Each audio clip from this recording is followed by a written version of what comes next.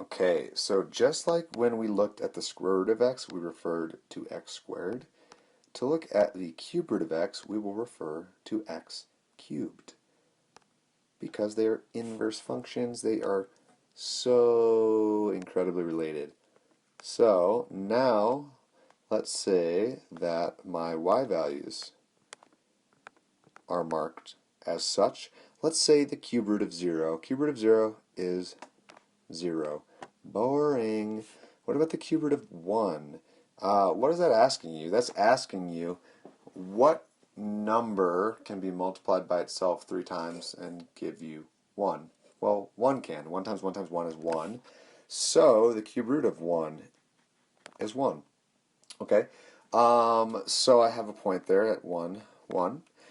What's the next nice cube root number? Well, it's going to be a cube like we found before.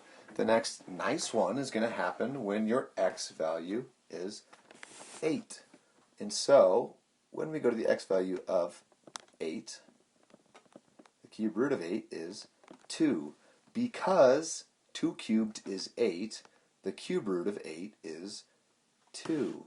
And if I went again, I could go to the x value of 27 and say that 27, if I put it in a cube root, will give me 3.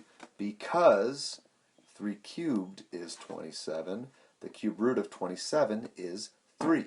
So I get that point right there. Now what's different from this, what makes this different from the square root operation is that here you can take the cube root of a negative number, because you can cube a negative number and get a negative number. Negative 3 cubed is negative 27. Negative 2 cubed is negative 8. Negative 1 cubed is negative 1. And so the cube root of negative 1 is negative 1. And we get that point right there, negative 1 comma negative 1. And the cube root of negative 8 is negative 2.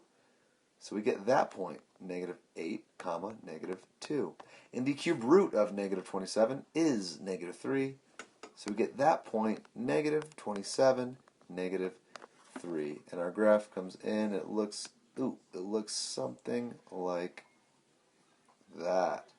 Where instead of getting steeper and steeper, it's getting flatter and flatter.